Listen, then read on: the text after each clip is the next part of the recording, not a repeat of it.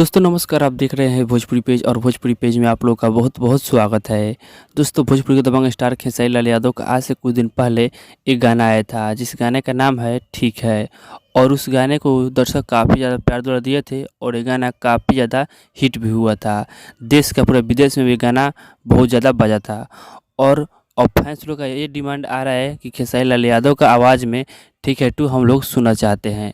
तो जो खेसारी लाल यादव का टीम के लोग हैं अब ठीक है 2 के बारे में अब गाना लिखना शुरू कर दिए हैं। तो बहुत जल्द आप सभी के बीच में ठीक है 2 गाना आने वाला है। खेसारी लाल यादव जी की आवाज़ में आप सभी को सुनने को मिलेगा जी। और ये भी गाना उसी तरह का होगा जिस तरह का ठीक है 1 था, और उसी तरह का ये गाना ठीक है 2 होने वाला है। और ये भी गाना हमें लगता है कि आएगा तो देश दुनिया में धूम मचा देगा। तो अभी का यही अपडेट है। ये अपडेट जानना कैसा लगा कमेंट बॉक्स में कमेंट करके अपना राय जरूर बताइएगा। चैनल पर नया है चैनल सब्सक्राइब करिए, वीडियो को लाइक कीजिए, ज़्यादा अपने दोस्तों के पास शेयर कीजिए।